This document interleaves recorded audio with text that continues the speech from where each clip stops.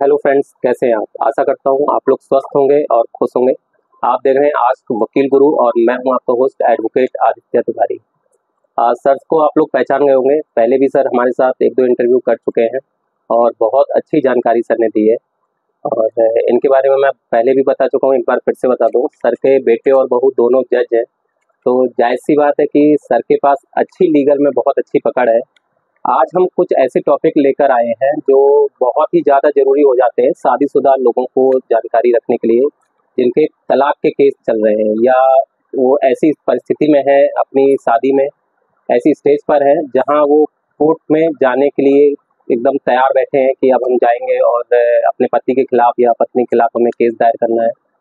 तो कुछ ऐसे क्वेश्चंस हैं जो जानकारी होना चाहिए कि क्या ऐसे आधार हैं जिसमें एक लड़की को अपने पति से या ससुराल पक्ष से मेंटेनेंस या मुआवजा मिल सकता है या नहीं मिल सकता है।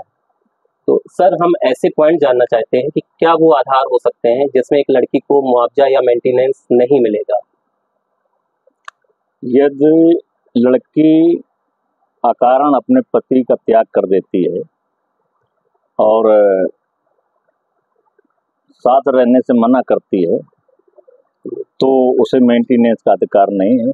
125 की उपधारा 4 के तहत दंड प्रक्रिया संहिता उसको मेंटेनेंस नहीं मिलेगा। नहीं, मतलब उसमें या वो पति के साथ नहीं रहती है, किसी अन्य व्यक्ति के संपर्क में है, तो भी उसे कोई अधिकार मेंटेनेंस लेने का नहीं।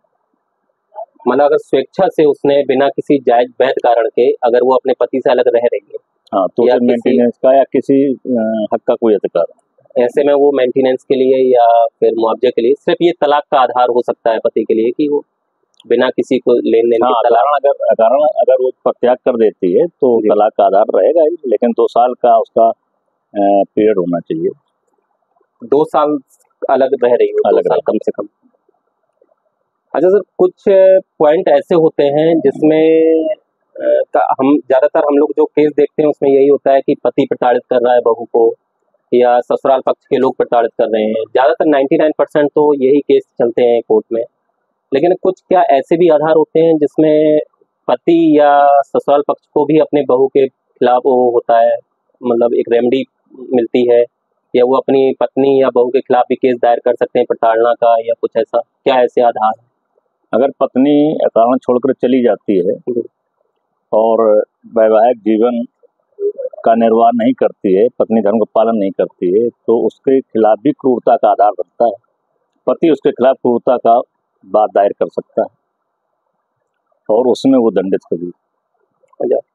कई बार सर क्या होता है कि कई लोगों ने मुझे ऐसा बताया है कि उनकी वाइफ या उनकी बहू आत्महत्या की धमकी देती है कि मैं आत्महत्या कर लूंगी या आपके खिलाफ में एक तरह के जो केस हैं दहेज प्रथा के या कुछ ऐसे केस दर्ज करा दूंगी, या मैं चली जाऊंगी छोड़कर फिर आपके खिलाफ केस दर्ज कराऊंगी।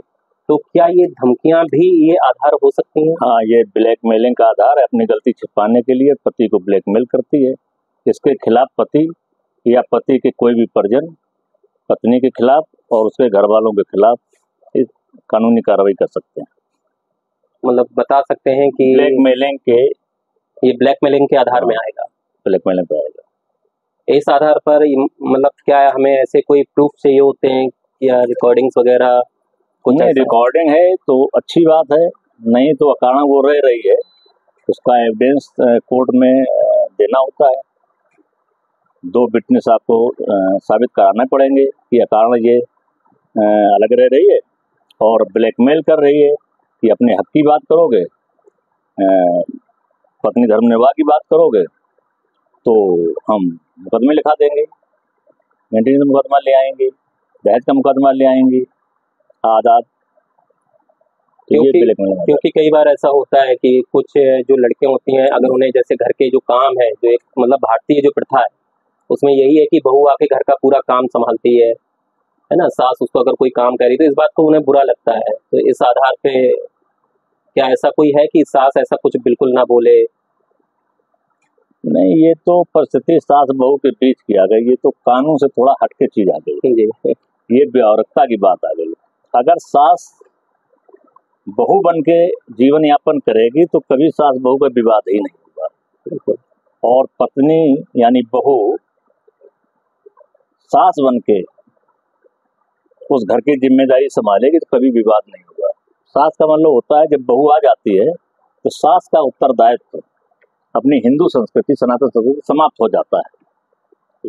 जब बहू घर में प्रवेश करती है तो देखा होगा ये रीतियां हैं, कुल रीतियां हैं, सनातन रीतियां हैं कि कलश रखा जाता है, उस पर बहू पैर से धक्का मारती है और इतनी तेज धक्का मारती है कि वो जो भी अनाज होता है छिटक जाता है, पानी छिटक जाता है।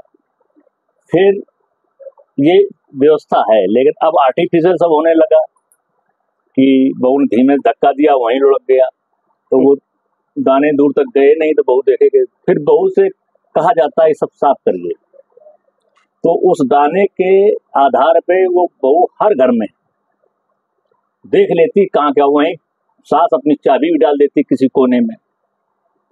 तो ये प्रक्रिया होती है। तो बहू जब सारे चावल या अनाज जो भी बीनती है झाड़ू से या किसी चीज से कलेक्ट करती है तो उसे एक चाबी भी मिल जाती है। वो चाबी फिर उस दिन से बहू के ही पास होती है। जो उस घर का संचालन सास कर रही होती है, फिर जब बहू आ जाती है तो बहू उस घर का संचालन सास की जगह करने लगती है। तो सास बहू विवाद होने की कोई स्थितियां नहीं बनती हैं। ये कानून से अलग हट की बात हो गई है। अगर आप सनातन संस्कृति से जीवन यापन कर रहे हैं तो कोर्ट कचहरी की जरूरत सास बहू को कभी पड़ेगी ही नहीं। दोनों परिवारों में कभी विघटन, कभी विवाद हो ही नहीं सकता। तो इन सब चीजों का अभाव हो गया है।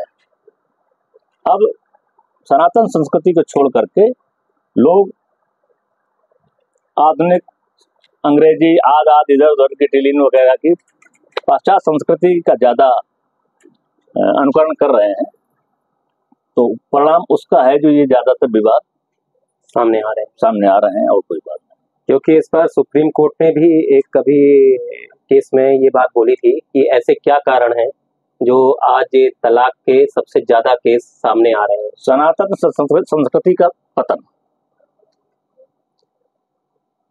उन्होंने एक बात ये पॉइंट की थी जो वहाँ के जज थे कि क्या मतलब हम जो अपनी संस्कृति को पीछे छोड़ते जा रहे हैं, क्या ये कारण इसका हो सकता है? यही जरूर विचारणी है। यही है, क्योंकि कभी भी एक ऐसा नहीं हो सकता कि पति और पत्नी में सिर्फ एक की गलती है। ये विचार करना चाहिए कि इसमें दोनों का बराबर का कमियां हैं, तभी ये बात कोर्ट तक पहुंची। देखिए, बहू में कोई भी कमियां हो, जैसे चोर को अगर आप जिम्मेदारी दे दें, किसी खजाने को सौंप दें, तो चोर के जिम्मेदारी से एक भी पैसे का नुकसान नहीं हो सकता। तो अगर बहू को आप गलत मानते भी हैं, अगर उसे पूरी चाबी सौंप दें, पूरा घर सौंप देंगे, तो कोई भी आपका नुकसान नहीं होगा घर में। उस घर में वो बरकत करेगी।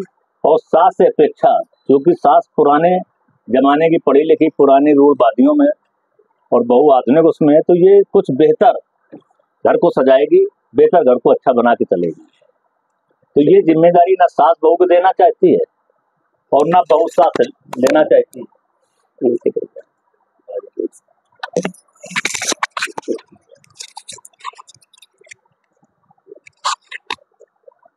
तो आज की संस्कृति में ना सास अपनी जिम्मेदारी देना चाहती है, सोचती बहू आई, पेपर पढ़ा करती है कि बहू आई रात भर लुकी, सवेरे लेके सब चंपत।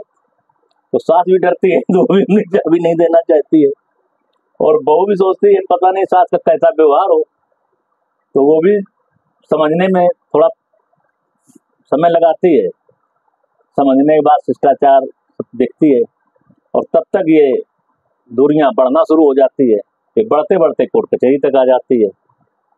और कोर्ट कचहरी के बाद भी अगर समझौता नहीं बनता है तो फिर दो परिवार ये बर्बाद होते हैं, फिर दोनों एक एक और परिवार बनाते हैं।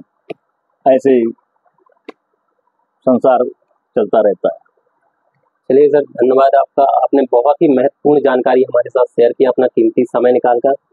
और मैं आप लोगों से निवेदन करना चाहूँगा कि अगर अभी तक आपने हमारा चैनल सब्सक्राइब नहीं किया है तो आप इसको सब्सक्राइब करिए। और अगर आपको ये वीडियो अच्छा लगा हो तो इसको शेयर और लाइक ज़रूर करिए।